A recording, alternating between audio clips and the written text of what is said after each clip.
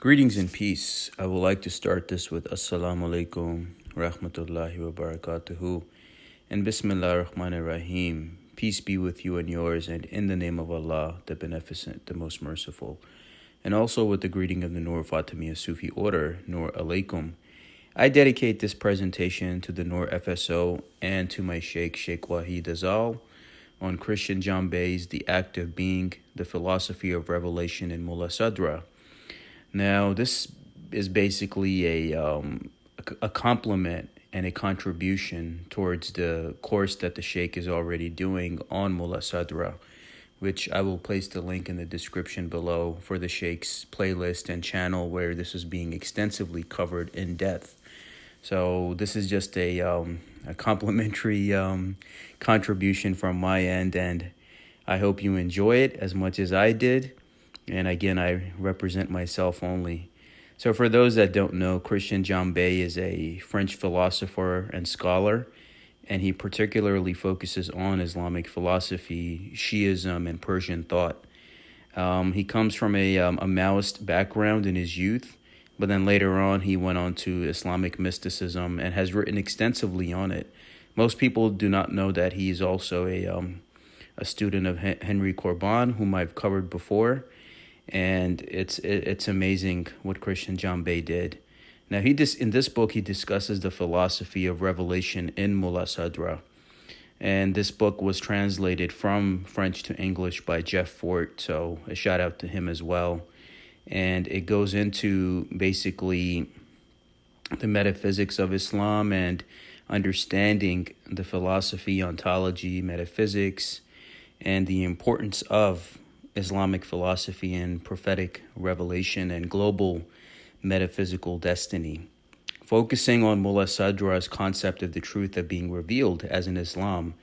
Now, the ontological discourse in Islam is portrayed as an essential part of understanding the truth of being through the lens of prophetic revelation. And that is the beauty of the importance of the Quranic equation between God and the name of the One, as it's shown from Sadra's key point on the meditation on being. Now, Islamic philosophy in Iran, particularly Mulla Sadra's work on the supereminent wisdom and the four journeys of the intelligence, encompasses a wide range of topics including ontology, metaphysics, theology, psychology, and eschatology. Sadra revolutionized philosophical thought by rethinking the tradition inherited from previous philosophers like Avicenna, Ibn Sina, and Suhrawardi. His synthesis of various philosophies culminated in the completion of Islamic metaphysics. Despite his claim to inaugurate true Islamic philosophy, there have been other original propositions by thinkers like Khizi Said Qumi and the Shaykhi sect. But Mulla Sadra's ontology of light, influenced, of course, by Avicenna and Suhrawardi, stands as a pivotal moment in Islamic philosophy. And in addition, the merging of Neoplatonic themes and schisms with Ismaili Shia theology in the 10th century greatly impacted Islamic metaphysics. The dominance of Avicennism alongside the integration of Ibn Arabi's thoughts in 12er Shia philosophy played a key role in shaping Islamic metaphysics. Despite the historical failure of Ismaili political theology, Avicennism became the dominant philosophical framework in the Muslim world. Mulla Sadra's blending of Aristotle's theology and Ibn al-Arabi's work further solidified the ontology of Islam. And of course, his philosophical contributions have marked a significant development in Islamic metaphysics. Now, the Avicennian movement in the split and reconciliation of essence holds value beyond being part of an Aristotelian tradition. The power of Avicennism in Islamic philosophy is evidenced by its future impact. Mulla Sadra's life in Safavid Iran reflects the emergence of the Arif figure and the state's importance in promoting Shiism. The Safavid dynasty's eschatological mission involved a struggle between royal power and religion. 12er Shiism belief in the 12th Imam's occultation raised questions about the role of the clergy.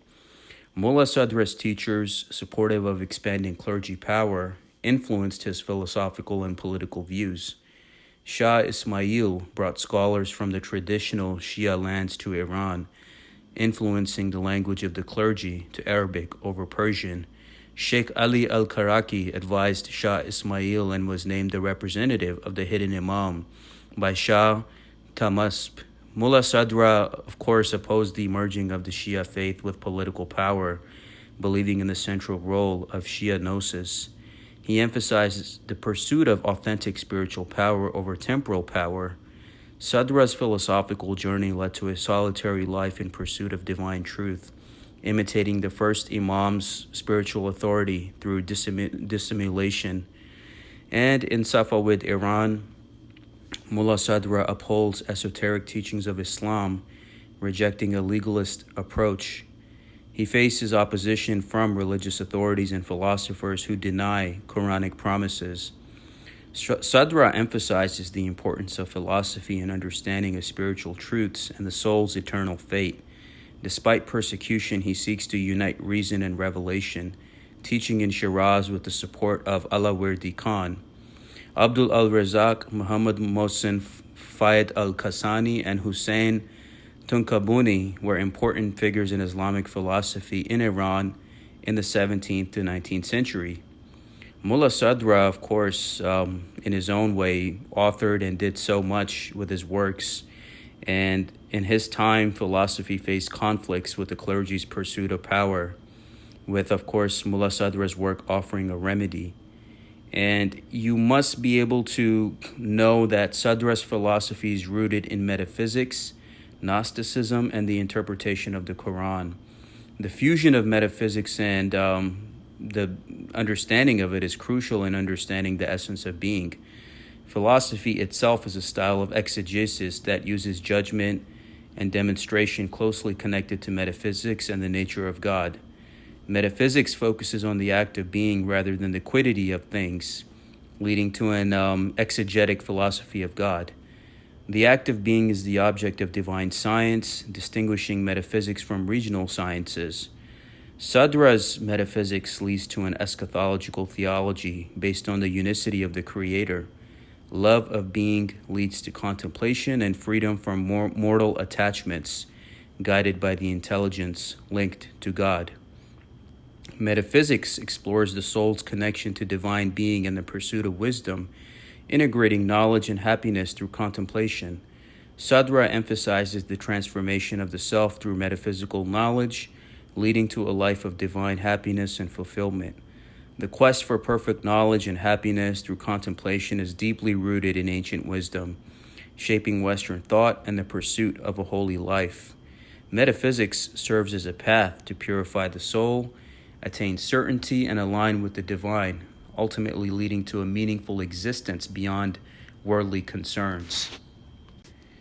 The transformation of the temple to be the site of lived, transformative experience through higher forms of cognition should be emphasized. The metaphysical quest and scientific search are infinite tasks rooted in corporeal birth. Knowledge of self reflects knowledge of being, leading to proximity with God. The goal of metaphysics is to illuminate the soul's becoming, resembling angelic substances. The natural science of the soul prepares for metaphysical contemplation, confirming and grounding each other. The posthumous becoming of the soul involves bodily and spiritual resurrection, crossing the barrier between material nature and the other world.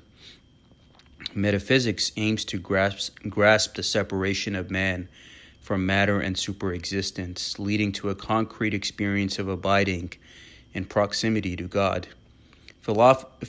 Philosophy, in all of its aspects, involves perfecting the human soul through a cognition of existence, understanding the act of being and truths according to demonstrations. Knowledge of essence leads back to its foundation in God, beyond mere quiddity.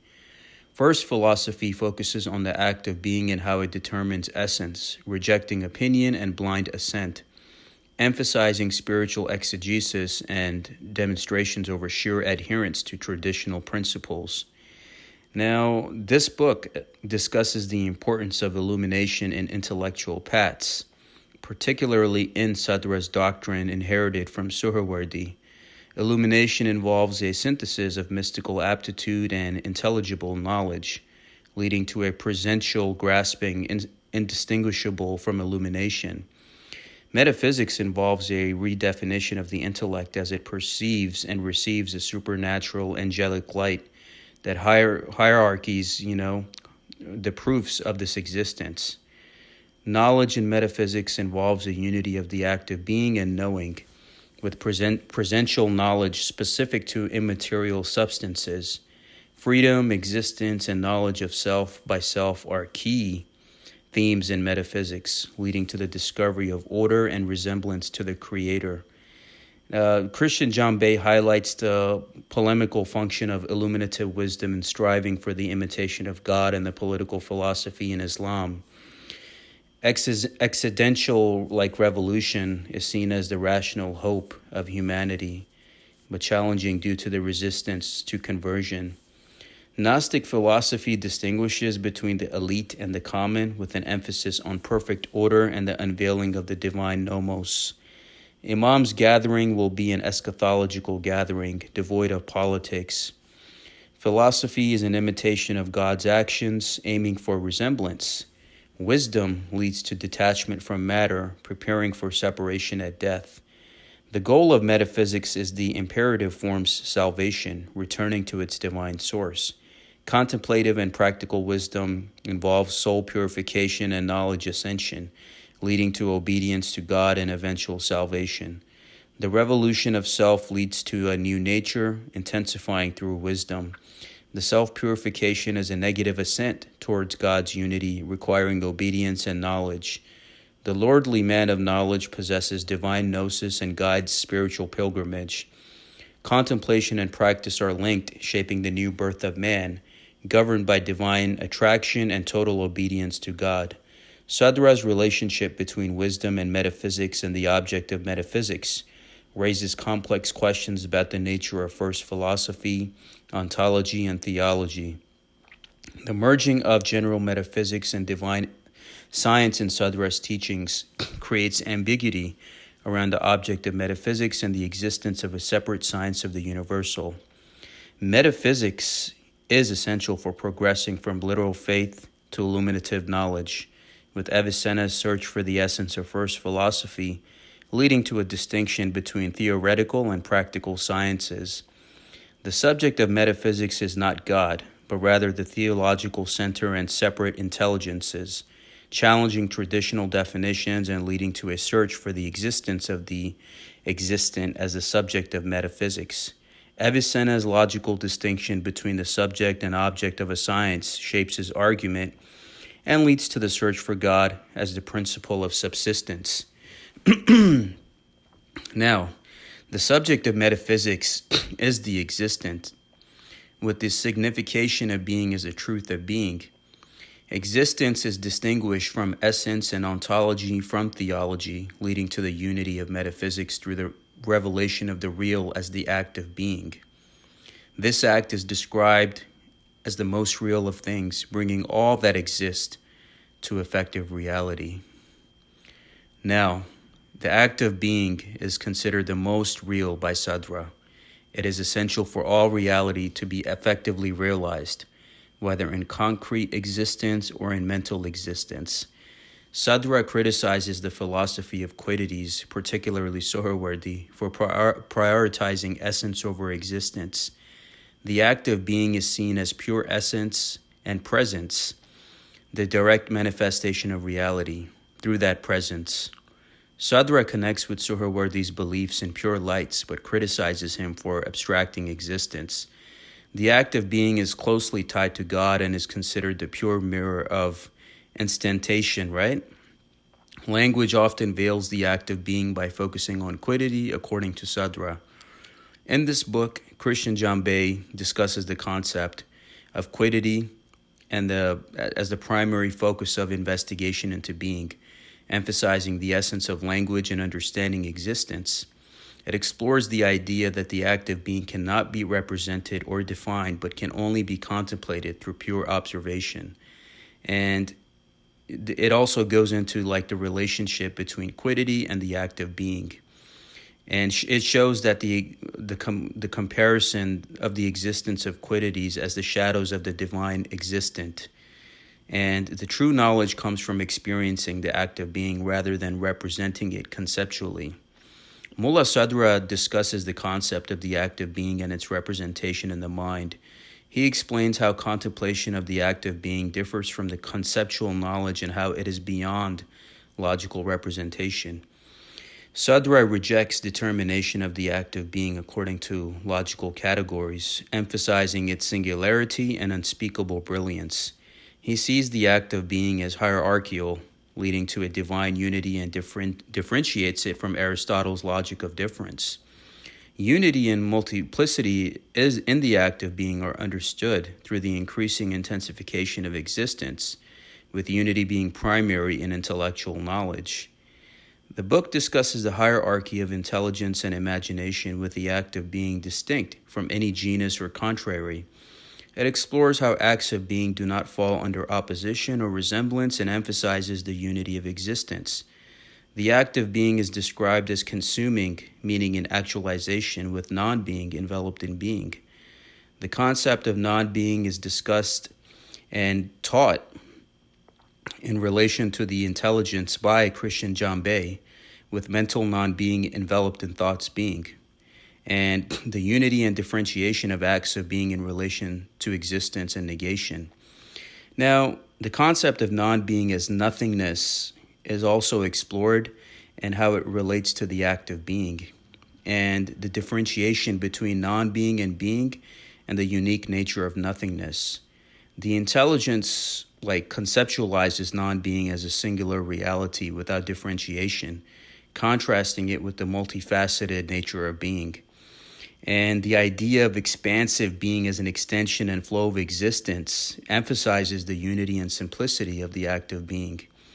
And Mulla Sadra critiques traditional logic and proposes a new understanding of being with the context of divine unity. And also the doctrine of the potency to act, which explains how the flow of being constitutes quiddity and it is always singular. Sadra introduces the term shakes, like S-H-A-K-H-S, shaks, to refer to simple individuation, or like shucks, right? Emphasizing the singularity of flow in the act of being. And Mulla Sadra explores the differentiation of acts of being through modelization and the concept of occurrence as determined by the station in the flow of existence. And he presents God as the pure intensity of being, transcending quiddity. So this is a book, you have to be at like an intermediate level of understanding Sufi thought and philosophy and teaching, as it really teaches you all these things. Now, Sadra defines God as the pure act of being, confirming existence. God is the intense confirmation in being, unified with life and power. The names Al-Hayy, Al-Qayyum, Ya Hayyu Ya Qayyum signify God as the provident, sustaining all existence. The act of being, essence of reality, excludes quiddity and precedes it, grounding effective realization. God's attributes express generosity and gift of existence, binding the real and reality. The super infinite one sustains beings and differentiates acts of being, degrees. The act of being aligns with knowledge, power, and perfection attributes, reconciling unification and differentiation through constitution power. The essence of God and his attributes manifest in each thing, uniting theology and metaphysics in extended being. Quiddity, the form of existence, is determined by essential attributes and connected to existence through a necessary act of being. Mulla Sadra emphasizes the primacy of the act of being over quiddity, denying quiddity independent existence and highlighting its dependence on the act of being. The act of being is singular and foundational to the existence of concrete individuals or universal concepts. God is the ultimate cause of the act of being, not as an antecedent to things, but as the principle of their existence. Sadra criticizes Ben Magnar's idea of the act of being as an accident of quiddity, emphasizing their fundamental unity rather than separate realities. Through this, Sadra challenges the traditional Aristotelian of metaphysics of Aristotle, focused on substances and accidents, and delves into the essence of existence itself. Existence and essence are one in concrete objects and mental realities. Quiddity represents a type of existence and is not a receptacle for it. Intellectual analysis separates matter from form and substrate from accident, leading to the abstraction of quiddity. The intellect mistakenly confers existence upon quiddity, creating a transcendental illusion. Quiddity is defined as the beingness of a thing, not an attribute or accident. And Sadra reverses the relation between the act of being and quiddity, emphasizing the unity of existence and quiddity. The ontology of the act of being is faithful to Aristotle, but emphasizes the beingness of a being. Avicenna's ideas support, and basically it shows that quiddity always accompanies existence. Mulla Sadra explores the concept of existence as separate from attributes, suggesting that it is not a predicate but the very being of a substance. Avicenna also emphasizes existence as distinct from other accidents, leading to it's like an understanding of the being and things around you. Sadra's focus on the act of being reflects a larger quest for understanding the divine essence, linking exegesis and ontology. While Sadra's doctrine may challenge traditional metaphysics, it ultimately serves as a foundation for his interpretation of natural and supernatural realities. Sadra emphasizes the importance of understanding the act of being in order to grasp the true nature of reality. He builds upon Avicenna's philosophy to develop a new ontology marked by Suhrawardi's philosophy, Ibn Arabi's teachings, and Shia gnosis. And despite challenging Avicenna's concept of the split between existence and quiddity, Sadra re-examines it to lead towards the unity of being. He critiques the distinction between existence and the thing, aiming to restore the truth of being by erasing this initial split. Christian Jambet in this book, through the work of Mulla Sadra, discusses the concept of signification in Avicenna's work, focusing on the grounds for validity, the affirmed existence of things, and the distinction between existence and quiddity. Avicenna argues for a split between existence and quiddity, which is crucial for the hierarchy of existence. And basically, it also explores the relationship between existence and quiddity, and it highlighting and showing the significance of quiddity and defining the essential reality of a thing. Avicenna's rejection of the Platonic idea is emphasized, along with the importance of understanding the status of quiddity in relation to existence. The enigma of quiddity and its various stages and states are looked into, and which of course raises question about the nature of existence in different contexts. And of course, Avicenna's complexity that challenges traditional philosophical perspectives. This book discusses the relationship between quiddity and existence, contemplating the priority of quiddity in being provided and according to Avicenna's logic. Quiddity exists in concrete individuals or in thoughts, with 3 points of view regarding its existence. Avicenna emphasizes quiddity's establishment before concrete or mental existence. The analysis delves into the complexities of essence, existence, and creation, ultimately questioning the reality that founds the existent. Mulla Sadra further explores this issue within the framework of Avicennism, highlighting the intricate interplay between quiddity and existence and defining the essence of beings. In order to ground its universal participation through individuals, it is necessary to consider the basically looking into quiddity alone without external predicates. This simple quiddity, such as the animal as animal, must be viewed as an abstraction, stripped of all accidents and other things that might cloud your judgment. Avicenna argues that pure quiddity precedes concrete determination, implying a mysterious type of existence derived from God. This enigmatic existence is pivotal in understanding the distinction between quiddity and existence. Sadra questions whether simple quiddity implies existence, highlighting the importance of divine attributes in defining quiddity. And the Avicennan approach leads to a reversal of the priority between essence and existence. This book discusses the concept of existence in relation to God, pure quiddity, and created beings. Quiddity does not imply separate existence, but is enveloped in divine existence. God is the principle of existence for all things, necessary in his essence. God's existence is not a predicate, but is his very being, transcending all categories of existence. God is above perfection, superabundant in being, from whom all existence flows. This concept of effusion is central to understanding divine providence. In God's superabundance of existence, evil is not an essence, but a lack of perfection. Avicenna sees God as intelligence, will, and life united, intelligizing all things simultaneously. The flow of divine life actualizes quiddities with forms emanating from God's intelligence. The unity of existence in the principle leads to a return to God. Love is a crucial theme in Avicennian philosophy, emphasizing the beauty and splendor of existence in God. The perfection of existence is sought through love and desire for the necessary being. Quiddity and existence are distinguished in relation to God, with love being the foundation for spiritual salvation and moral considerations. Possible strive towards the necessary being, seeking perfection through love.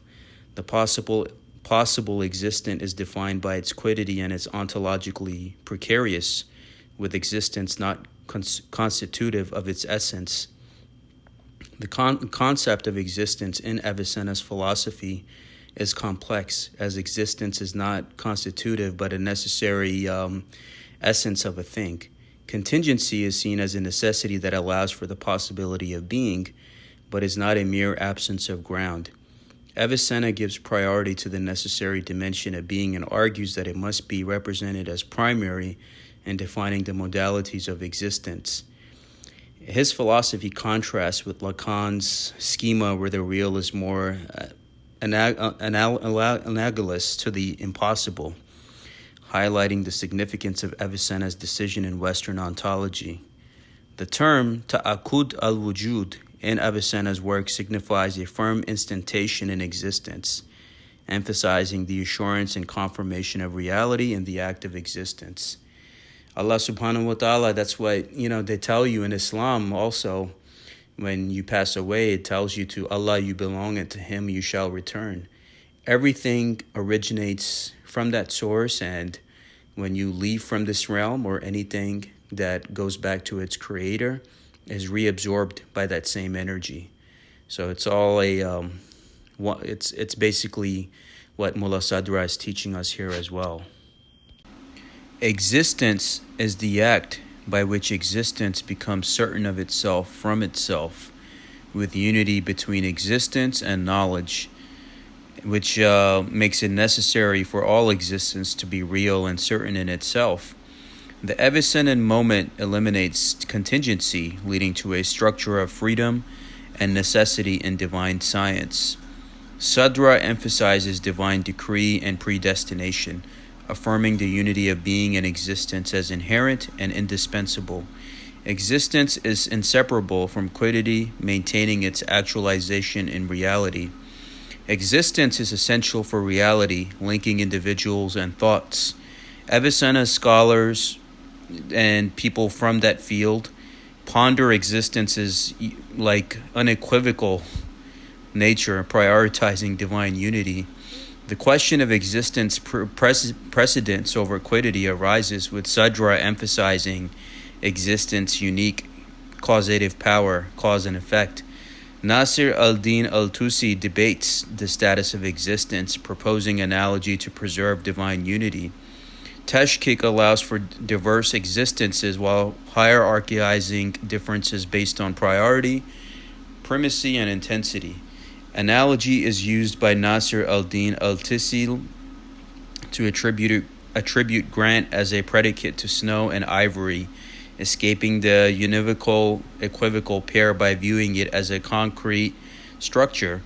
The whiteness of snow and ivory vary in intensity, but are both accidents called whiteness. Intensity plays a crucial role in determining existence, with potential infinite variations.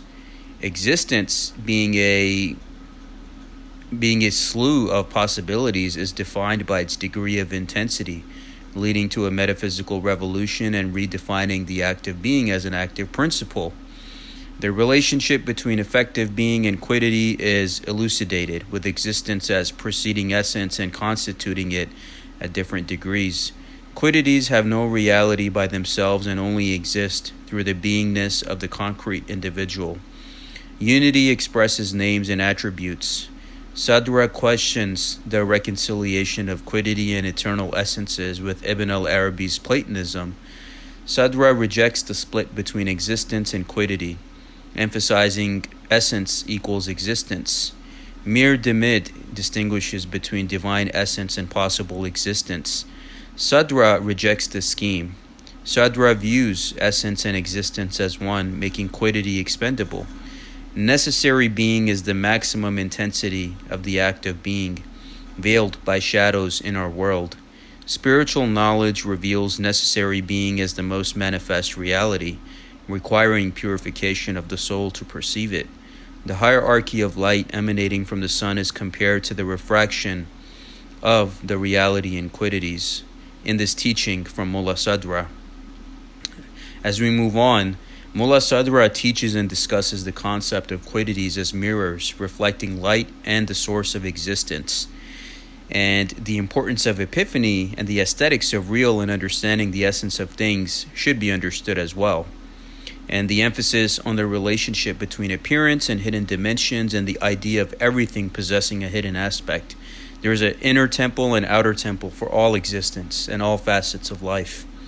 Now, the book relates philosophy to exegesis and explores the unity of different planes of existence through the metaphor of mirrors. All things in the world are interconnected through various spiritual worlds, with each level being a reflection of the one above it. These worlds are a manifestations of divine names, with only God being truly real.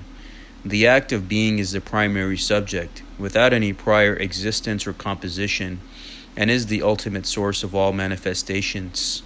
The movement from descent to ascent leads to a return to the divine essence, which remains out of reach but is the ultimate goal of existence. The book discusses the infinite movement towards being, emphasizing the pure detached nature of existence, free from categorization and causes. Sadra's concept of the act of being as pure freedom and finality is explored by Christian Jambet, critiquing earlier metaphysicians for conflating existence with essence.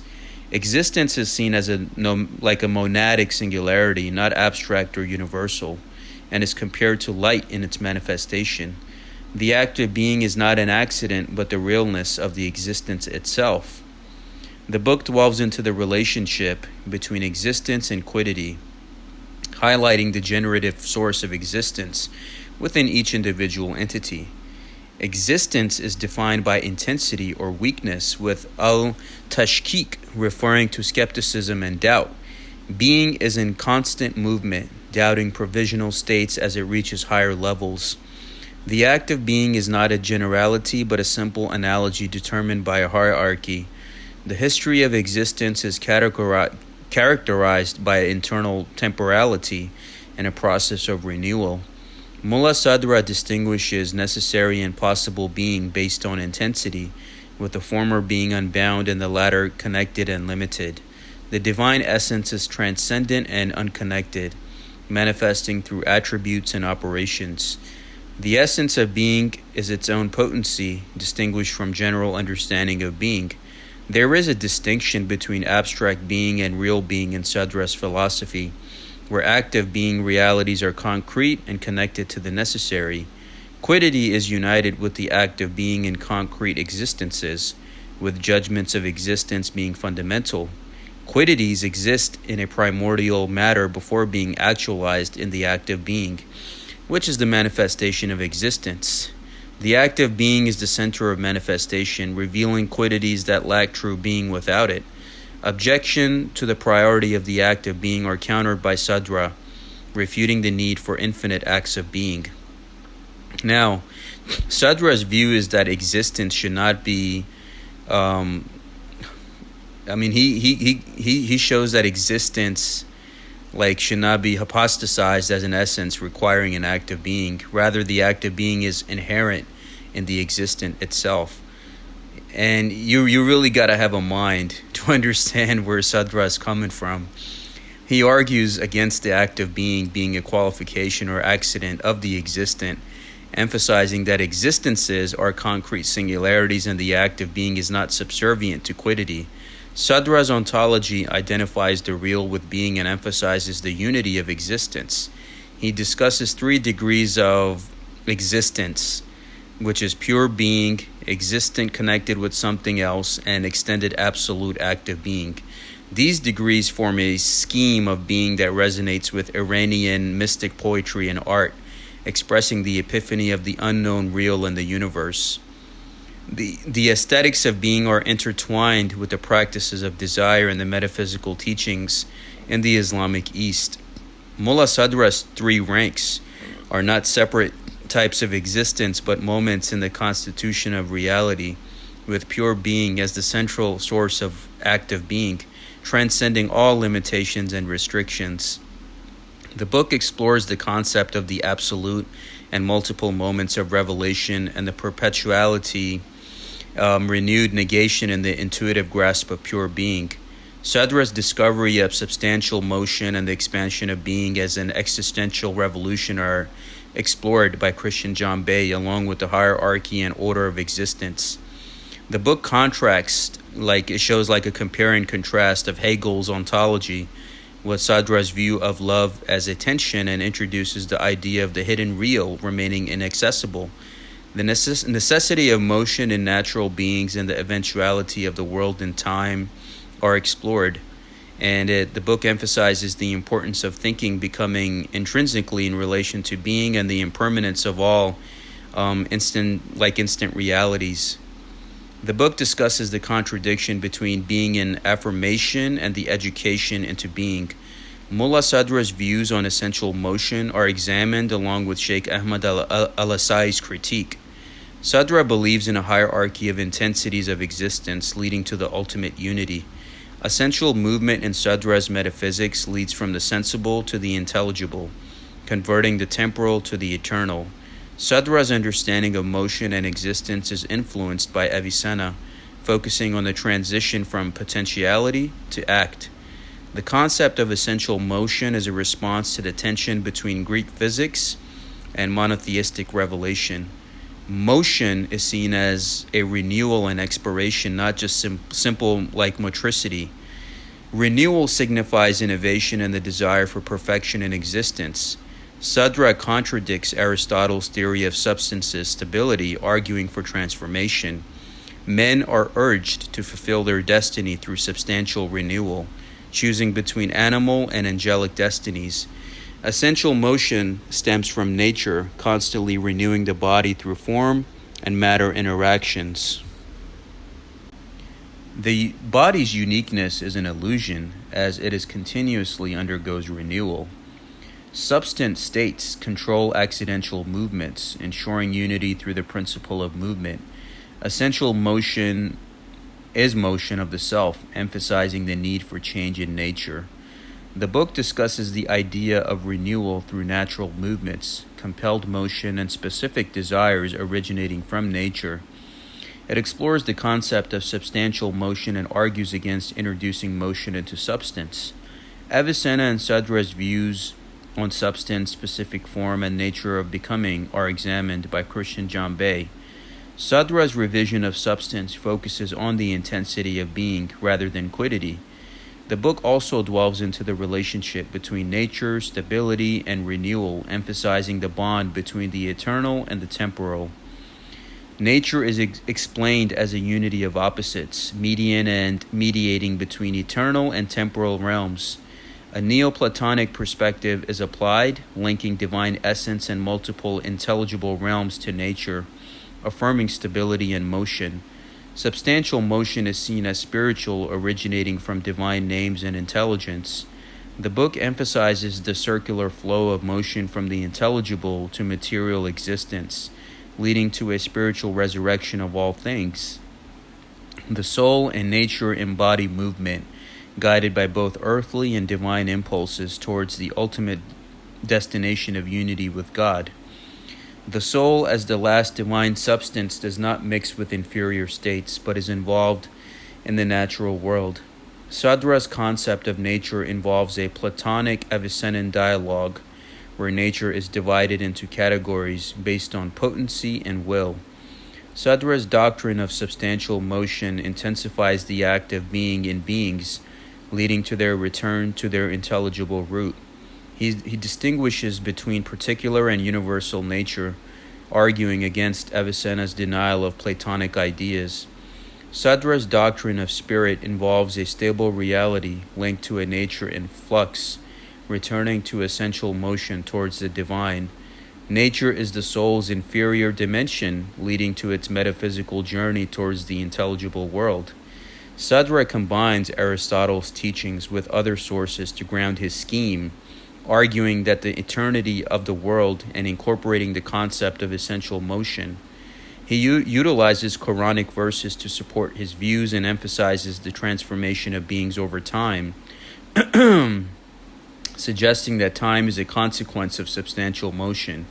This leads to the creation of a temporal life where individuals undergo a revolution of existence. Time is a consequence of being, as dimensions, colors, and places change with the act of being. Each individual is a mode of being with no quiddity, expressing originary-like act of being. Time measures motion, eternal and mutable, as motion animates creation determined by divine decree.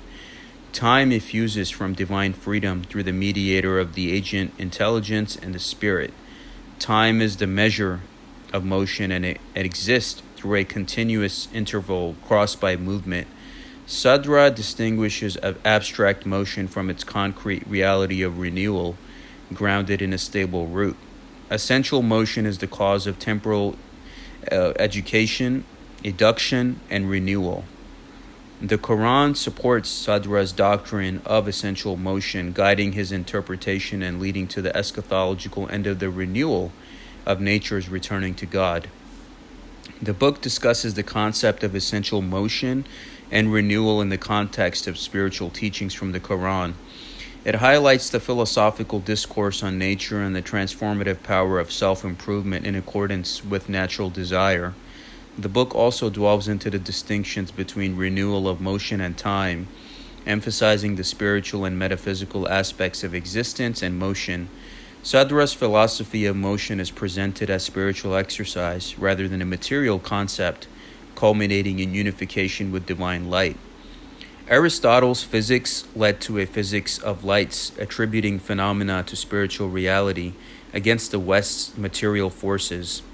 Sadra favors spiritual lights over material causalities. Celestial bodies are moved by separate light, while natural bodies depend on sensible light. Sadra describes the motion, support, and preservation of bodies in terms of lights. The spiritual and intelligible lights are fundamental, inspiring a physics of desire. Forms lead to ultimate unity with divine essence, surpassing existing debates. The monads of existence find culmination in essential motion through passionate love. Sadra's universe of thought culminates in an esoteric Islam of love. The human soul is defined as the first perfection of a natural body, evolving from corporeal matter to final stations. Life is structured in 3 stages, culminating in knowledge and discernment.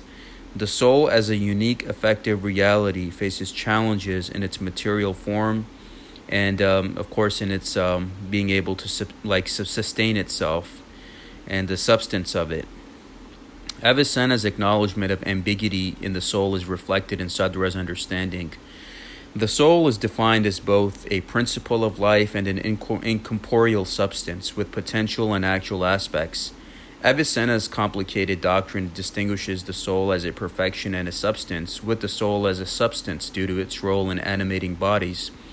This discussion on the soul's nature and its relationship to the body is crucial for understanding the subject, its development, and ultimate fate. The human soul is initially material, gradually becoming intellectual in nature. The soul's connection to the body is essential to its existence and perfection. The soul's unity in the body does not diminish its substance, but rather manifest it. Sadra highlights the immateriality of the soul through its consciousness and self-cognition in animals. The soul's existence and unity with itself are inseparable, revealing its fundamental nature. Sadra also discusses the hierarchy of souls and the continuous perfection of the body through the faculties. And of course, the soul's monarchy lies in its intellectual activity and intensification. Desire and wrath, allied with imagination, are the ultimate causes of misdirection without intellect control, veiling the divine world. External and internal senses the external and internal senses differentiate perceptive faculties with particular and universal objects. Sadra emphasizes the unity of the soul as a subject and the necessity of the thinking soul for perception and movement. Phenomenology of perception shows the soul as the actualizer of perceived objects. The thinking soul unifies all faculties in a single principle, perceiving both particular and universal realities together. Man's unified epseity intensifies it internally, rising to the rank of intelligence. The soul unifies the body, which is both material and immaterial, originating from the malakut. The unity of the body cannot be reduced to temperament. Sadra criticizes Galenic medicine for this reduction. And of course, the soul's journey involves the integration of faculties originating from the immaterial world and developing in the material world. The soul's births signify a moral struggle guided by aesthetic morality, and the powers of the human soul are seen as armies mobilized by God, led by the heart in an internal and external combat. The spiritual psychology is centered around the obedience to God and the relationship between man and God, leading to the revelation of God in his perfect creature. The heart submits to God and guides the organs and senses, similar to angels' obedience. The body and soul have different armies and destinies, with the heart's dominance crucial. Man's perfection lies in proximity to the divine glory, with knowledge and wisdom essential. The soul's separation from the body after death reveals humans' potentials, such as a pig, dog, sage, or Satan, determining visions in the afterlife.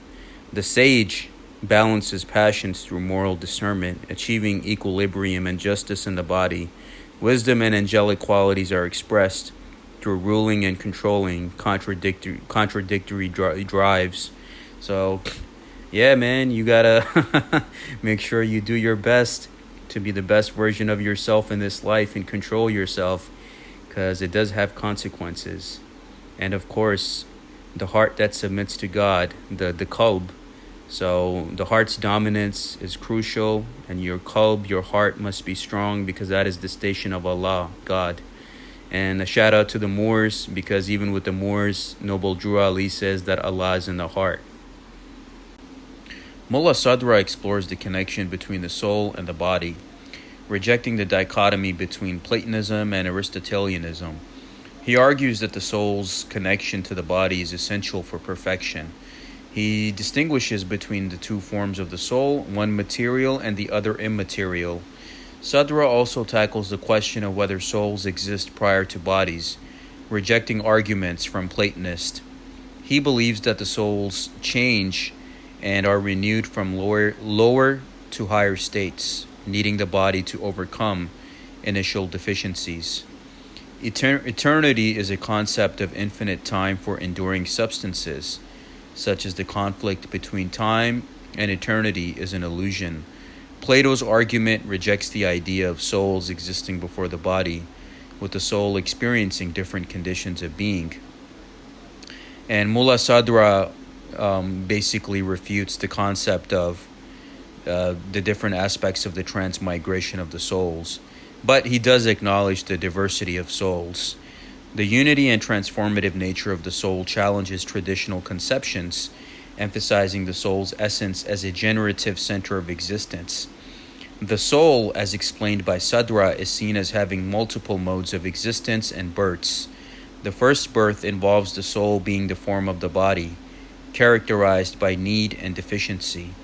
The second birth occurs after death, where the soul begins a new journey towards spiritual salvation. Death is viewed as a necessary event leading to the soul's ascent to the intelligible realm. The body is considered perishable and must be disciplined, so the soul can achieve independence and reach its goal. And the soul's life is a struggle against bodily existence, leading to spiritual fulfillment in the other world.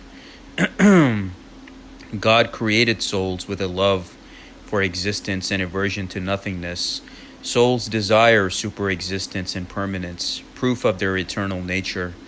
The soul undergoes 3 births, first in divine science, then in the corporeal world, and finally in the afterlife.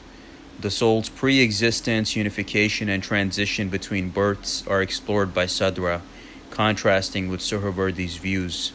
Souls are indivisible monads of existence, intensifying the hierarchy of existence.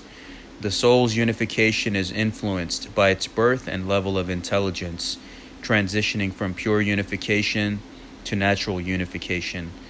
The book discusses the descent and ascent of the soul from the intelligible to the natural state, emphasizing the unification of the multiple during ascent. It compares Sadra's views of the soul's fall as necessary for substantial motion to Suhrawardi's belief in the soul escaping the corporeal world. And the body is seen as a mode of the soul, leading to a victory and purification rather than a disaster.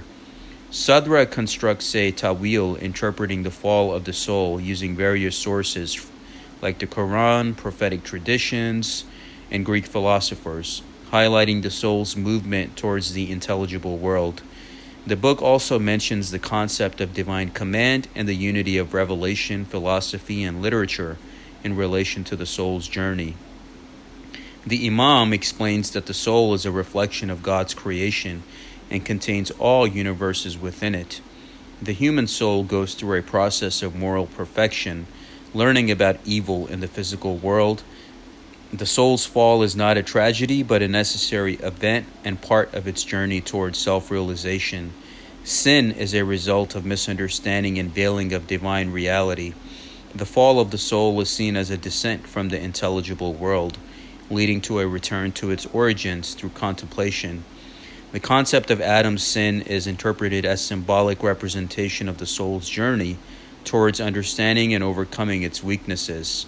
The fall of the soul is viewed as a natural process of growth and learning rather than a moral failure. Sadra's concept of corporeal attachment and flight from God's wrath due to the soul's desire for perfection is rooted in Neoplatonism, rejecting original sin and emphasizing the soul's journey towards self-perfection through various acts of being. Sadra's ontology aims to maintain the essence of God and prevent any rupture within it, contrasting with Western philosophies like German idealism. The soul's journey involves a positive return to substantial perfection and the intensification of being, leading to an existential revolution and gradual separation from materiality. This journey involves different acts of being, culminating in the soul's existence in a higher intelligible world as a simple unified substance. The act of being precedes quiddity, with forms intensifying and separating from matter to become intelligible. This process applies to all beings, including the soul, which is initially connected to the body's weaknesses but eventually transcends them through substantial perfection. Existence in the divine decree is the existence of divine names in the unity of God, corresponding to 3 births initiated by the breath of the merciful. Perception of sky differs depending on intelligence, imagination, or senses.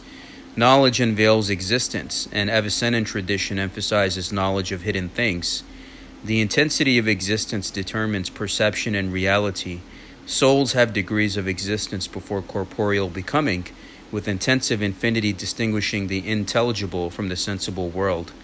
The imagination plays a significant role in the second birth of the soul, as depicted by Hidayat's novel. The imaginal world is a sensory and immediate world full of truth and appearances as seen in Islamic philosophy by Henry Corbin, whom I've covered all of his books. And the imagination is a power of the soul that produces knowledge with different forms of existence and concrete judgments. Sadra's doctrine of the imagination supports spiritual and eschatological goals in Islamic thoughts with a cosmological framework. The book discusses the concept of the intelligible world and the relationship between knowledge, existence, and the divine essence. It emphasizes the superiority of the intelligible over the sensible, highlighting characteristics such as necessity, unity, and freedom. The intelligible world is seen as a luminous center from which light gradually decreases as it manifests in the material world. The book also explores the idea of God leading believers from darkness into light through authentic knowledge. Knowledge is equated with existence itself and is viewed as a free act of being, divide of non-being. And the intelligible world is seen as the place of eventual return. In the transition from sensible servitude to divine freedom, the independence of the intelligible form, matter, is emphasized.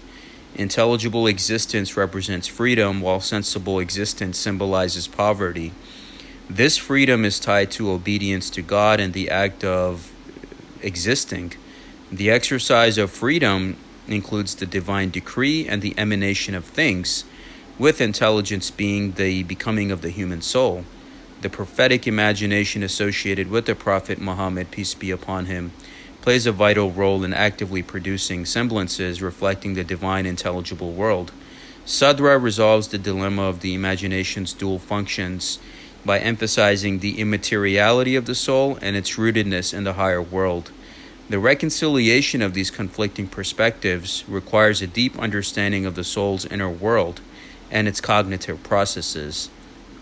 The Prophet's powers include practical and noetic intelligence, as well as the imaginative power, allowing him to understand the essence of things and dominate in both the real and the symbolic realms.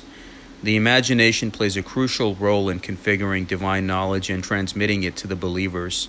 The Prophet's inner senses enable him to perceive the divine reality and access the esoteric realms of knowledge beyond the tangible world. The mind perceives the holy book's meaning in imperative unity and must detach from worldly attachments to reach angelic unity. Prophets need the supreme level of meaning through divine unity, surpassing creation. The imagination plays a crucial role in the hierarchy of knowledge, guiding the faithful towards spiritual enlightenment. The immateriality of the imagination is emphasized by Sadra, showing its separation from the material body and its essential role in the soul's existence. Plato's concept of the immaterial soul further reinforces the idea of the imagination's immaterial nature, distinct from the intelligence.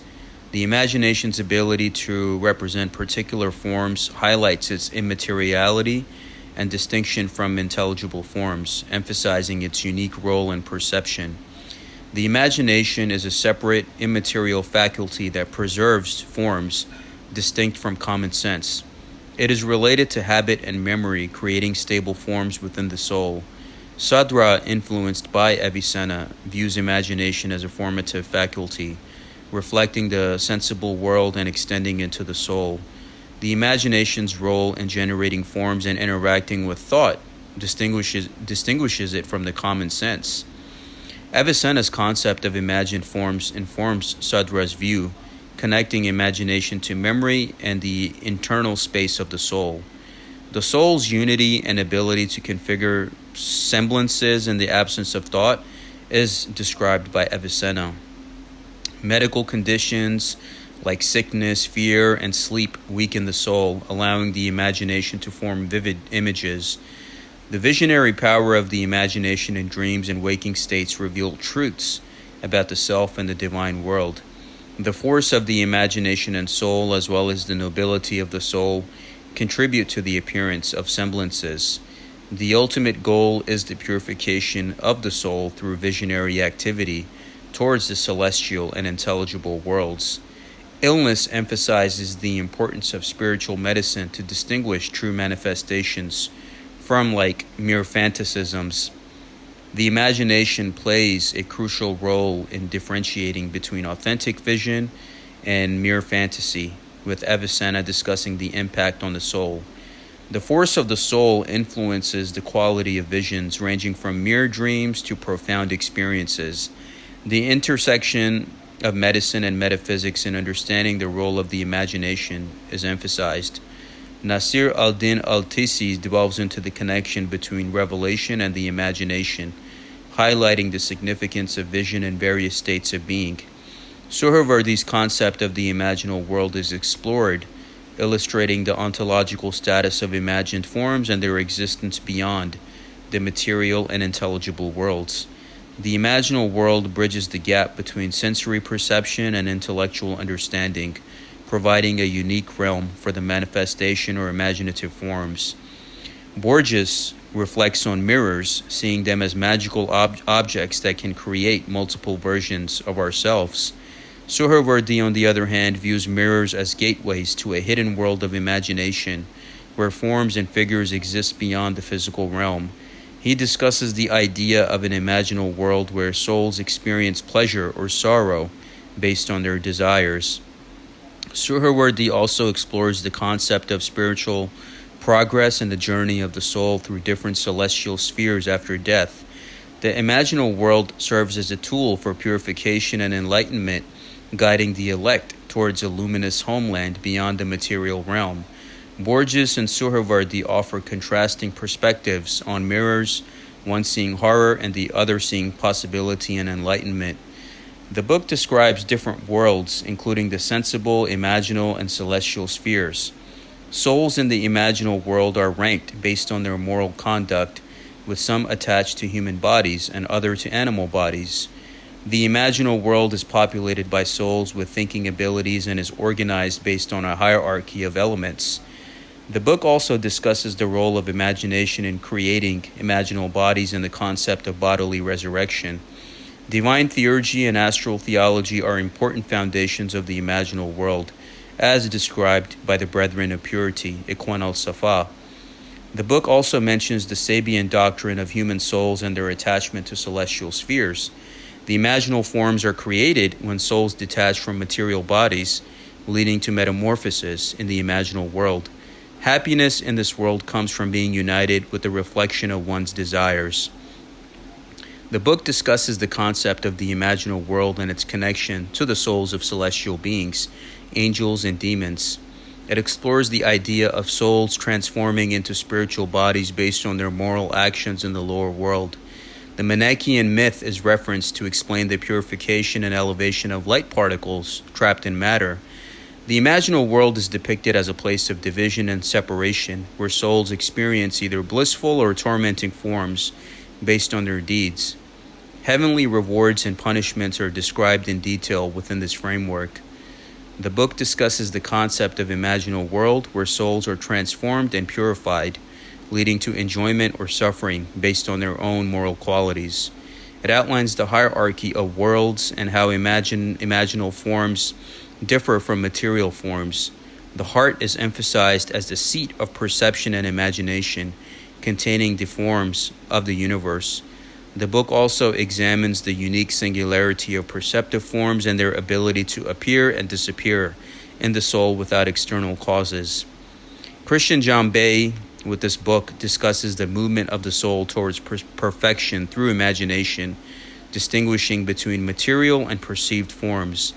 The imagination, as an emanation of divine science, allows freedom from material imperfections. The soul's growth through imagination and concentration leads to the internalization of the imaginal world and unity with the intelligence, ultimately stripping away inferior bodily existence. The ethics of imagination focus on resoluteness and self-intensification, leading to a purified soul filled with knowledge and wisdom. The imaginal vision is a median degree between sensible dispersation and external intelligible concentration, reflecting the spirit of holiness. Imagination, modeled after prophetic imagination, is a path to spiritual enlightenment. The book discusses the soul's movement between different worlds, from the sensory to the imaginative to the intelligible. Sadra refutes the idea of abstract psychology, stating that the soul rises into forms rather than the forms rising into the soul. And the concept is explored on the imagination's role in understanding the realities of heaven and hell, distinguishing between levels of understanding. The imagination's power to create forms is highlighted by Sadra, with a focus on the pleasures derived from imagined forms. The concept of heavenly forms and their eternal models in the world of ideas is also discussed by Mulla Sadra, emphasizing the importance of desire in shaping the experience of heaven. He further teaches and discusses the concept of imagination, highlighting its role in perceiving the truth of the soul and the afterlife. The imagination allows the soul to create and perceive forms beyond the physical world, leading to a deeper understanding of existence. Through the power of imagination, the soul becomes similar to God, reaching a state of divine cognition and potentiality. Sorcerers have the ability to see concrete forms and contemplate them, with the effects of their actions being pleasurable or painful based on those forms. Certain souls free from attachment to the world can see the mysterium. The imagination plays a role in shaping heaven or hell for each individual, with the psychic man being the mediator between the sensory and intelligible worlds. The fate of the psychic man is predetermined but depends on moral choices. After death, souls are divided into different species based on their actions. This eschatological scheme contrasts with Western philosophers' idea of universal harmony at the beginning of individual lives. Sheikh Ahmad al-Asai explains the unity of generic matter and formal essence in man's logical definition. The existence of the people of the house of the Prophet introduces a significant difference in humanity, leading to a hierarchy of spiritual beings from believers to unbelievers. This structure, based on Shia gnosis, includes a process of metamorphosis and distinction from physical to psychic man, resulting in the soul's form and species determining its existence in the afterlife. The human species is divided into those who adhere to light and shadows, with each soul developing imagination or estimative faculty to become angelic or animalistic, where free will comes in accord. The community of the elect, faithful to imams, is symbolized by the tuba tree, reflecting the tree of knowledge and unity in Gnostic perception centered around Imam Ali alayhi salam. The path to the final community of the elect is achieved through personal moral habits and singular choices. Mulla Sadra discusses the notion of spirit, distinguishing between first and second births.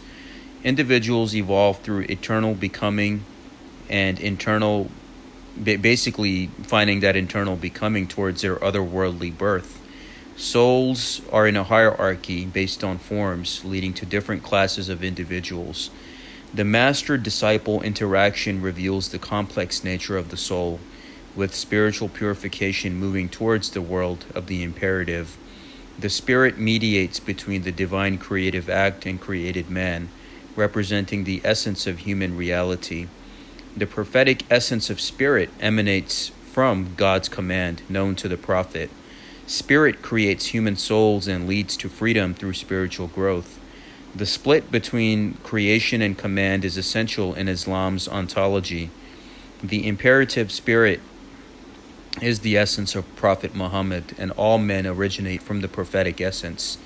The reconciliation of Adam and Muhammad's their prophetic functions determines man's identity and destiny.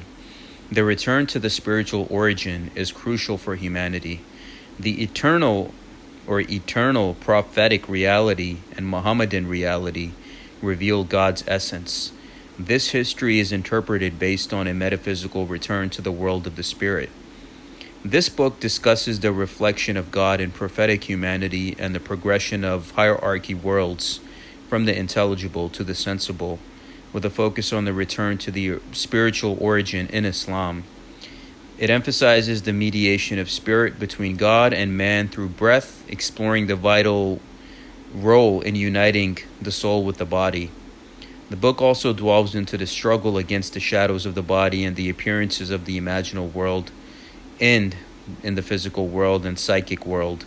The ultimate goal is the divination of man and his union with the divine unity through the history of spirit.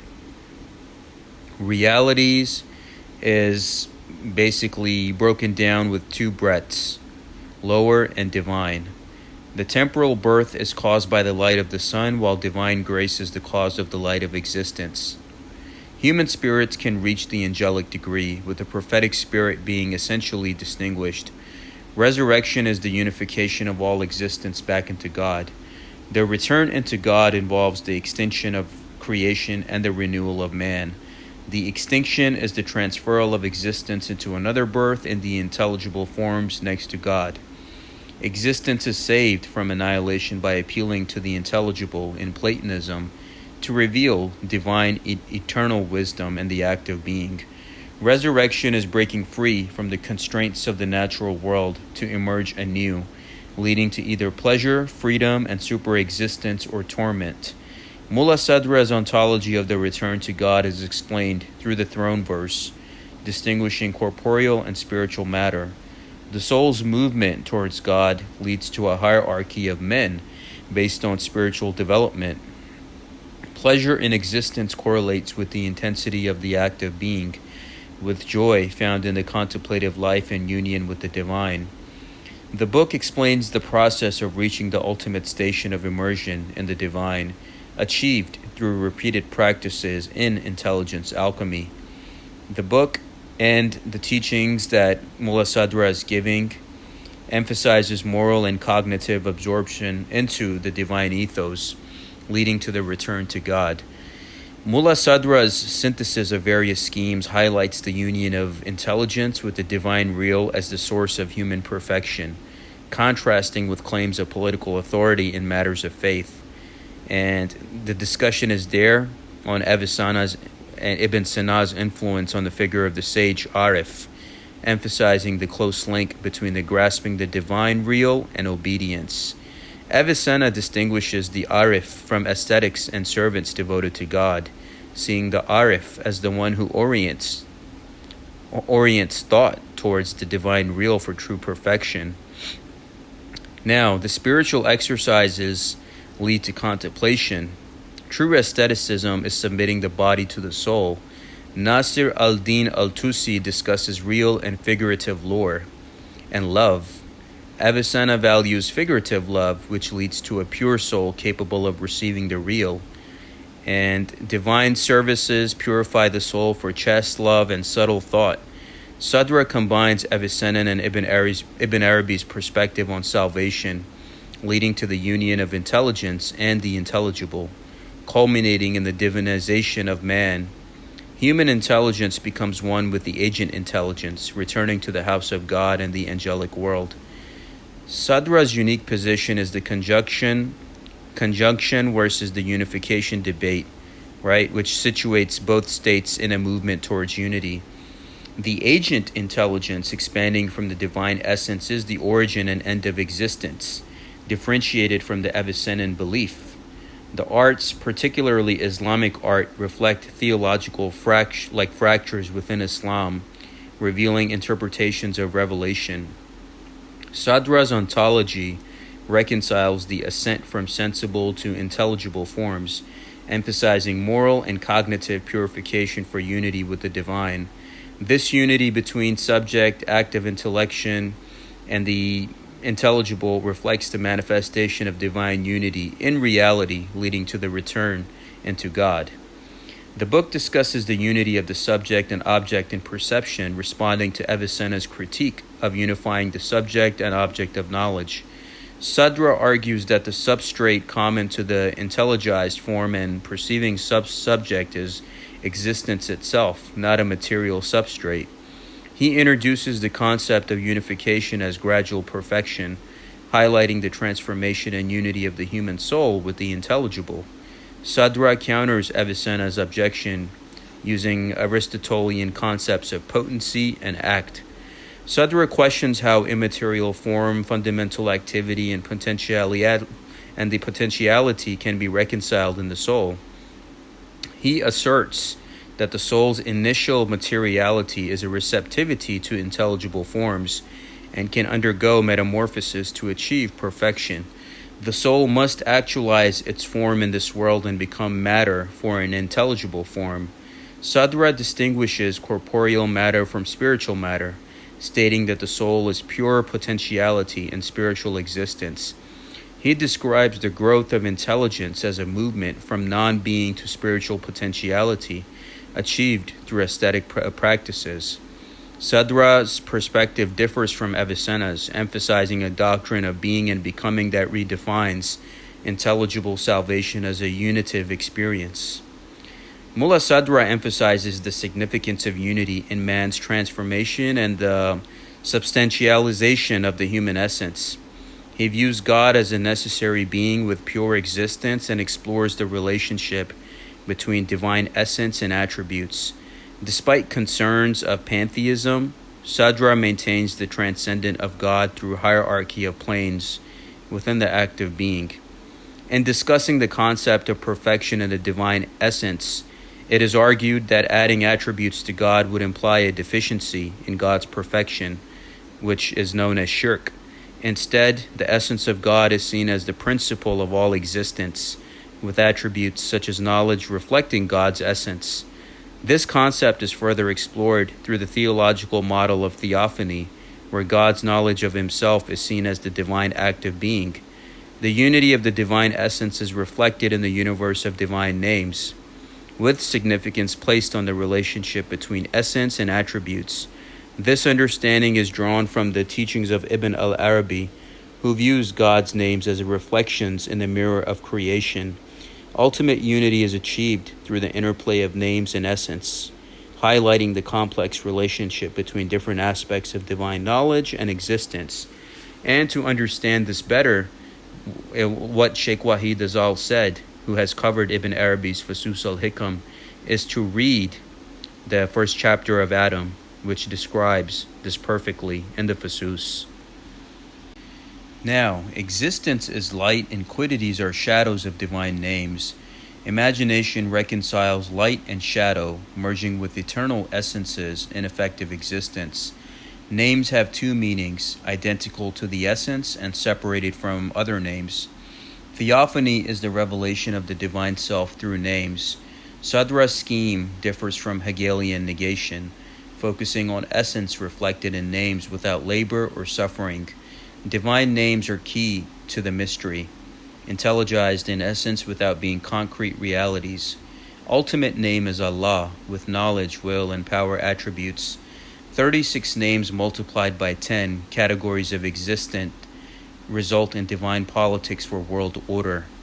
The book explores the concept of epiphanies in the political world order and the relationship between divine mercy, existence, and the perfect man as the microcosm.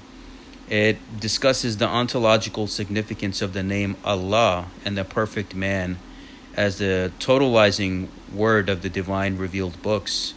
The book also delves into the prophetic essence of man and the role of the prophet and imam as mediators of knowledge and faith. And it emphasizes the return of all corporeal natures into God through the perfect man. And it highlights the interconnectedness of divine names, existence, and the perfect man in achieving ultimate salvation.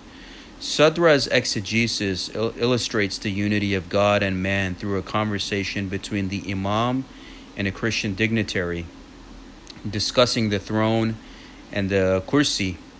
The hidden meaning of the throne is the heart of the man which bears the gnosis of God. The conversation addresses objections based on the Quran and symbolizes the metamorphosis of man through angelic becoming. The four colors represent spiritual relations, and divine science distinguishes between God's friends and enemies. The four worlds represent different levels of existence, all leading to the divine science of existence. The book discusses the various degrees of existence and spirituality, culminating in the ultimate obedience to God without compulsion. It distinguishes between external obedience and internal spirituality, emphasizing the importance of complete devotion and submission to God's will. The ultimate goal is to reach a state of pure devotion, transcending the notions of freedom and compulsion in religion. Sadra's critique of free will is crucial to his critique of compulsion in religion. He opposes will, love, and desire to the regime and compulsion and free will, arguing that the Mu'tazilites are wrong in their oppositions of arguments for free will to those who believe God is the sole agent of men's acts. Right?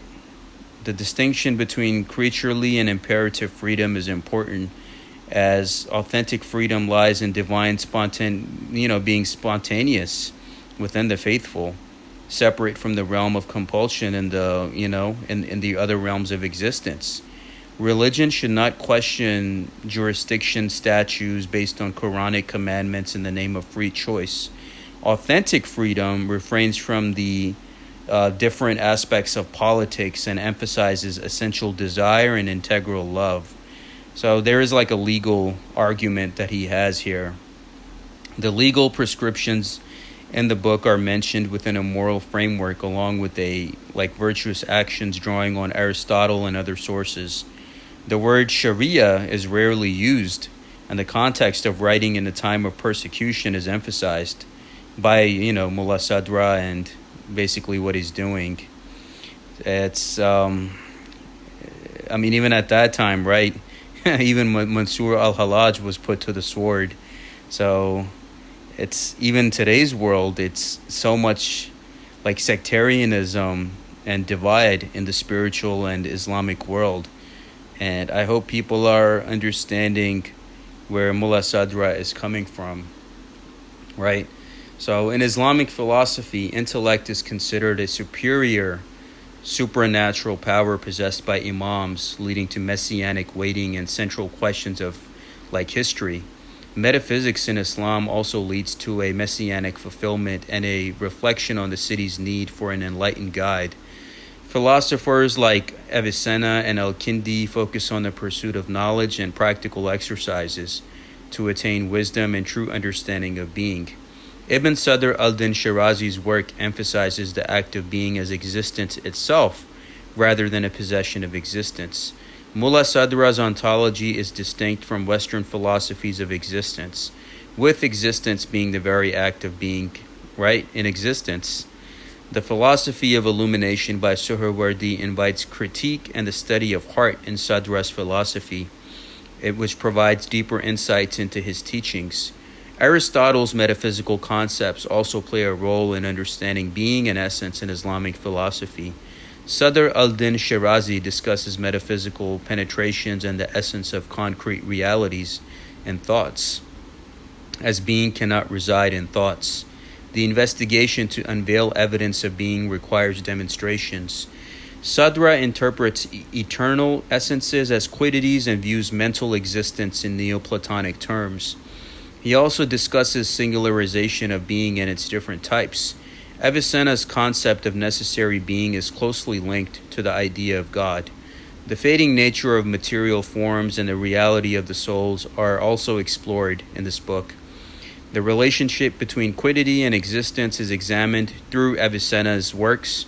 Shirazi's modification of Iranian Avicennism is discussed in relation to philosophy's absolute beginnings, with a focus on metaphysics and the notion of thingness. Now, if you look at Avicenna's distinction between being and essence and the rejection of archetypal existence, it shows Avicenna's movement between quiddity and existence, and you can compare it to Hegel's concept of essence. Now, the influences of Kant and Lassalle on Avicenna's ideas are also there. And if you really look at it, Mulla Sadra is basically teaching you the concept of unveiling and reality, and how all these different things, including that only the face of God remains, and how the souls are divided into these different species depending on our actions, and how we must live a good, clean, healthy life. It really comes down to that, really. You must live a good, harmonious, clean, and healthy life, and that is the way. And that is, he's touching on the concepts of time, rest, the nature of souls, engaging with sources, different sources and practices to help us become good and better people in our lives. Yeah, it looks like Mulla Sadra also had a bone to pick with Suharwardi's unfaithfulness to his intuition, and and explores the relationship between the soul and the body. Sadra delves into the Persian myth of shadows imprisoning light, the soul's descent to learn about evil, and the soul's punishment and retribution in this cycle of palingenesis. And he also references Avicenna's views on the fall of Adam and the soul's two falls and ascensions. Sadra's discussion incorporates Pythagoras' dialogue on perfect nature, connecting it to the idea of the personal angel. And of course, he talks about the Mazdian hell as well. Now, this book also discusses the concept of the imaginal as defined by Henry Corbin and its relationship with the mundus imaginalis, which I've covered in the 3 books of his, which I've covered before. And it also explores the separation of imagination from perception and thinking, as well as the existential feeling of intense psychic existence. And there's also that distinction between the imagination and the body, right? So you have to be able to understand higher spiritual realms and reject a literalist interpretation of religious texts. I mean, you have to enjoyment for Sadra is the unity of intelligence with the archangel world, praising God perpetually. Illuminative ecstasy is seen as the extinction of the self and abiding in God. And Suharwardi's texts are interpreted by the commentators like Qutb al-Din al-Shirazi, raising doubts about the interpretation of moral questioning that is there. And it's Mulla Sadra is really emphasizing the importance of internal enjoyment and dreams in revealing otherworldly states, contrasting with Al-Ghazali's views on dreams and their significance in the afterlife. Now, basically, Mulla Sadra is teaching us to understand divine unity, the role of the perfect man. As we're seeing, we have to understand our ultimate return to God, and that's why in Islam they're always emphasizing, to Allah you belong and to Him you shall return, because ultimately you are being absorbed into that reality. How there's 3 stages of the soul, and eventually you have to go to that 3rd stage, which is that initiation, which takes place at death. And why so many mystery schools and initiatic schools of thought focus on the death and rebirth cycle, right? And this metamorphosis is influenced by moral habits and leads to the soul's reconstitution of resurrection. That's what it's all about. Live a good life and have a good afterlife. As we wrap this presentation up, I hope you enjoyed Christian Jambet's The Act of Being, The Philosophies of Revelation, and Mulla Sadra as much as I did. I hope with this in-depth review and analysis, I was able to do it some justice. And I'll put the link in the description below. I encourage you to get this book. It's expensive, but it's worth it. It's worth it to have it in your library. So now we wrap this up. We look at the summary, and first one being Metaphysics and Reality. And basically, this book explores the nature of reality, existence, and the fundamental principles that govern the universe, emphasizing the historical evolution of metaphysical thought, and also the significance of individual existence, freedom, and choice, focusing on the tension between personal autonomy and societal expectations. The role of quiddities, right? The essence of quiddities as the fundamental nature of things, emphasizing their relationship to existence and divine knowledge within a Neoplatonic framework. Divine attributes in existence, right? This is particularly through the lens of Islamic philosophy, emphasizing the concept of the super infinity and the act of being and divine attributes, and the name, of course, of Allah subhanahu wa ta'ala. Nature as a dynamic entity. It presents nature as a mediator between the eternal and the temporal, characterized by a duality of stability and renewal, rooted in Neoplatonic interpretations. Thank you so much. I hope you enjoyed this. I dedicate this to the Noor FSO and Sheikh Wahid Azal, who has done a great job on Mulla Sadra's Wisdom of the Throne. And this is meant to serve as a contribution from my side towards that whole teaching of Mulla Sadra with Christian Jambet, the act of being in Mulla Sadra. Thank you for watching. I represent myself only. If any questions or comments, please email me at salmansheikh911@gmail.com. All images used were retrieved from public domain searches and are the rightful property of their respective owners. The images used in this video are for the purpose of nonprofit awareness and education, which is protected by the copyright laws of fair use, education purpose. All my videos are for nonprofit and education purposes. Thank you. All rights reserved.